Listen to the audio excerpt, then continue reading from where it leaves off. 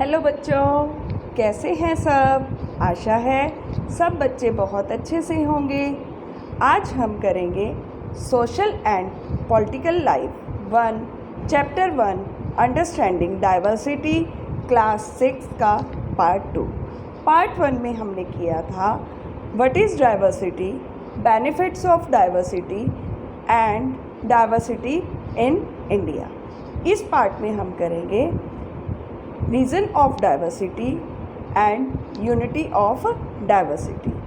Let's start. तो सबसे पहले करेंगे रीज़न ऑफ डाइवर्सिटी। विविधता के क्या कारण होते हैं?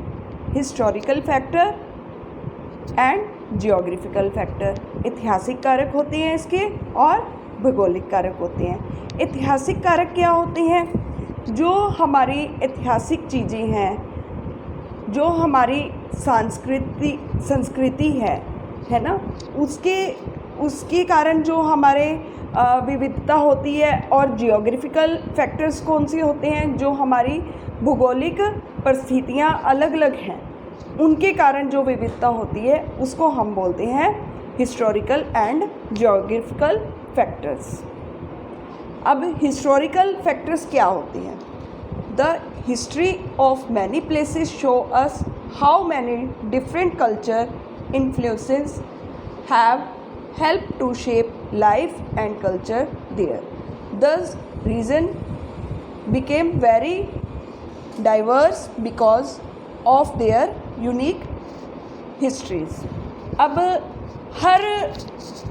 हर जो जितनी भी हमारी हिस्टोरिकल प्लेसेस हैं, हर प्लेस का अपना अपना एक कहानी है ना। तो उसके हिसाब से हमारा ये नहीं हो सकता कि हर हिस्टोरिकल प्लेस की जो शेप्स है, बिल्डिंग की जो शेप्स है, वो भी अलग अलग देखने को मिलती है। जो उनका रहने का ढंग है, लैंग्वेज है, फूड है, म्यूज़िक है, ये सब अलग अलग है। और वही जो है आगे से आगे लोग फॉलो करते जा रहे हैं। तो ये हमारे हिस्टोरिकल फैक्टर्स ही हैं जिनके कारण हमारी जो डाइवर्सिटी है वो आगे से आगे बढ़ती जा रही है।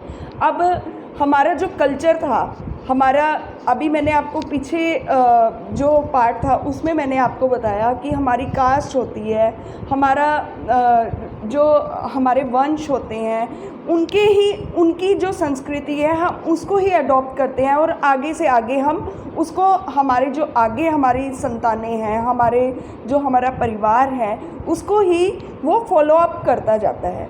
तो जो भी हमारे ये हिस्टोरिकल फैक्टर्स होते हैं वो हमारी ये डाइवर्सिटी को बहुत ज़्यादा इफ़ेक्ट करते हैं। नेक्स्ट है हमारा जियोग्राफिकल डिफरेंसेस। अब जियोग्राफिकल डिफरेंसेस क्या होते हैं?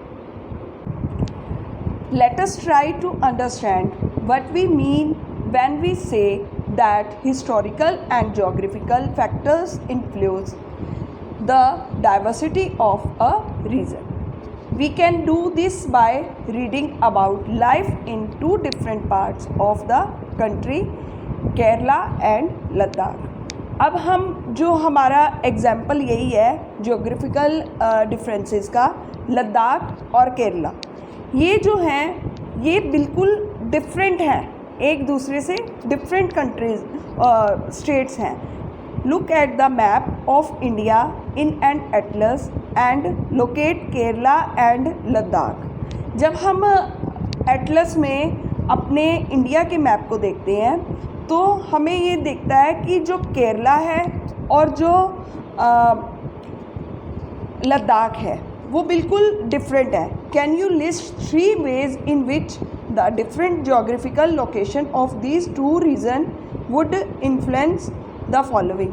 सबसे पहले हम इनमें क्या क्या डिफरेंसेस हैं हम ये देखते हैं। The food people eat, the clothes they wear और द वर्क दे डू। इसमें क्या होता है कि सबसे पहले जो हम देखते हैं कि जो वहाँ के लोगों का खान पीन है वो सबसे अलग है ना। और जो उनका पहनने का ढंग है, कपड़े डालने का ढंग है, क्योंकि केरला में बहुत गर्मी होती है और लद्दाख में बहुत सर्दी होती है। तो लद्दाख के लोग क्या पहनते हैं? गर्म कपड़े पहनते हैं। और केरला के लोग क्या पहनते हैं, वो समर के कपड़े डालते हैं, कॉटन क्लॉथ्स डालते हैं। और जो काम है, काम भी बिल्कुल डिफरेंट है। कैसे? क्योंकि लद्दाख में जो खेती बाड़ी है वो ना के बराबर होती है, लेकिन जो केरला है वहाँ पे डिफरेंट तरह की खेती बाड़ी की जाती है। जैसे कॉफ़ी वहाँ पे बहुत ज़्यादा मात्रा में पाई जाती है। Ladakh is a land with awesome physical features and is set in an enormous and spectacular environment. It is surrounded by the world's mightiest mountain ranges, the Karakoram in the north and the Great Himalayas in the south. तो आपको ये पढ़कर पता लग ही गया कि जो लद्दाख है वो बहुत ही ऑसम फिज़िकल फीचर्स के साथ है। क्योंकि आपने देखा होगा बहुत से लोग लेह लद्दाख घूमने जाते हैं। क्यों जाते हैं? क्योंकि वहाँ का जो वेदर होता है वो बिल्कुल ऑसम होता है, बहुत अच्छा होता है। मतलब वहाँ पे, लेकिन सर्दियों में माइनस में भी चला जाता है, तो वहाँ पे सर्दी बहुत ज़्यादा होती है। और आपने देखा होगा कि वहाँ की जो मेन माउंटेन रेंजेस है, कराकोरम जो है वो नॉर्थ में है, और ग्रेट हिमालय की पहाड़ियाँ जो हैं वो उसके साउथ में हैं। और यहाँ पर जो Ladakh is a desert in the mountain in the east of Jammu and Kashmir. जो लद्दाख है वो जम्मू और कश्मीर के ईस्ट में है। Very little agriculture is possible here. यहाँ पर बहुत ही नाम मात्र कृषि होती है। और यहाँ पर स्नोफॉल बहुत ज़्यादा होती है, बारिश बहुत ज़्यादा होती है। इसलिए यहाँ पर जो खेती बाड़ी है वो बिल्कुल ना के बराबर होती है। For drinking water people depend on the melting snow during the summer month. तो यहाँ पर जो सर्दियाँ हैं वहाँ बारिश, जो बर्फ़ है वो हमेशा जमी रहती है।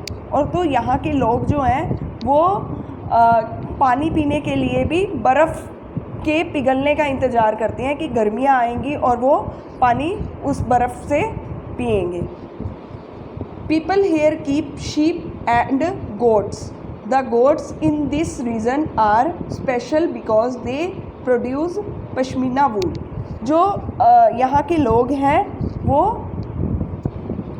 गोट्स के ऊपर डिपेंड है, बकरियों के ऊपर, क्योंकि उनकी ऊन से हमारे यहाँ पर मतलब उनके कपड़े बनते हैं। अब हम करेंगे केरला। तो केरला में क्या होता है? जो केरला है, ये देखिए आप केरला की पिक्चर देख ही रहे होंगे। Kerala is a state in the south west corner of India. तो इंडिया के साउथ वेस्ट कॉर्नर में केरला पड़ता है। मतलब कि लद्दाख बिल्कुल टॉप पर है और केरला बिल्कुल नीचे है। आपने इंडिया का मैप देखा ही होगा। It is surrounded by the sea on one side and hills on the other. एक साइड इसके समुंदर है और एक साइड पहाड़ है। A number of spices like pepper, cloves and cardamoms are grown on the hills. यहाँ पर बहुत सारे मसालों की खेती बाड़ी की जाती है। It is spices that made this region an attractive place for traders. इसके मसालों के कारण ही एक बहुत ज़्यादा अट्रैक्टिव स्थान है। 2000 years ago and he is credited with bringing Christianity of India. Many Arab traders also came and settled down here. बहुत सारे अरब देश के जो लोग थे वो यहाँ आकर सेटल हो गए। Kerala is located in the southwestern part of India. It is surrounded by sea on one side and hills on the other side. It is famous for its water bodies and fishing is one of the main livelihood. तो यहाँ पर सबसे ज़्यादा famous यहाँ पर क्या है, यहाँ पर जो उसका पानी है, जो समुंदर के बीचेस है वो बहुत फेमस है। जो यहाँ की नेचर है, नेचर के कारण ही लोग वहाँ पर घूमने जाते हैं। बहुत ही सुंदर है केरला। और जो यहाँ पर लोग अपना जो खाना पीना रहना वो मतलब खान पीन है वो फ़िशिंग पर डिपेंड है। वो मछली पालन करते हैं, मतलब मछलियाँ बेचकर अपना जो है खाना पीना ज़िंदगी जीवन चलाते हैं अपना। नेक्स्ट हम करेंगे यूनिटी इन डाइवर्सिटी। अब अनेकता में एकता क्या होती है, ये तो सब बच्चों ने पढ़ा होगा कि अनेकता क्या होती है। पहले तो आपको मैंने अभी बताया कि अनेकता, विविधता, डाइवर्सिटी ये सब एक ही है। अनेकता क्या होती है कि अभी मैंने आपको जैसे पिछले पार्ट में बताया था कि इंडिया जो है यहाँ पर अनेक धर्मों के, अनेक भाषाओं के, अनेक तरह के लोग रहते हैं, लेकिन फिर भी हम सब एक हैं।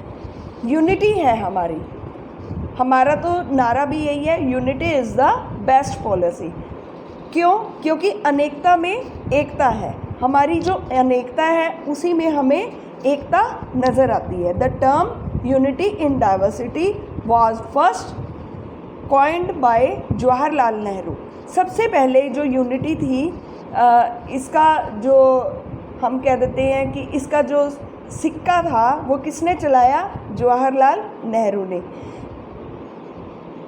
उनके जो टर्म थे, because diversity proved to be the strength of our country. जो डाइवर्सिटी है हमारी स्ट्रेंथ है, हम इसको अपनी कमज़ोरी ना समझें। उनका कहने का मतलब था कि हम ये ना सोचें कि वो अलग है, वो अलग है, वो अलग धर्म का है तो ये हमारी कमज़ोरी होगी। हम ऐसा नहीं समझ सकते। हमारी ये एकता में अनेकता है, मतलब कि ये हमारी एक मजबूत कड़ी समझ सकते हैं आप इसको। यूनिटी इन डाइवर्सिटी शब्द को पहली बार जवाहरलाल नेहरू ने बनाया था। नेहरू ने इस शब्द को बनाया क्योंकि विविधता हमारे देश के लिए ताकत साबित हुई। अलग अलग धर्म, अलग अलग भाषा, अलग अलग तरह के लोगों के कारण जो था हमारे देश में प्रोग्रेस भी हुई है। मतलब ये हमारे लिए एक वरदान साबित हुआ है। India's diversity has always been recognized as a source of its strength। जो हमारे इंडिया में जो डाइवर्सिटी है ये हमारा एक स्ट्रेंथ के लिए यूज़ होता है।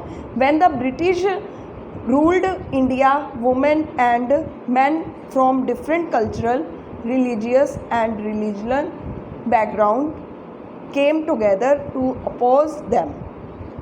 India's freedom movement had thousands of people of different backgrounds in it.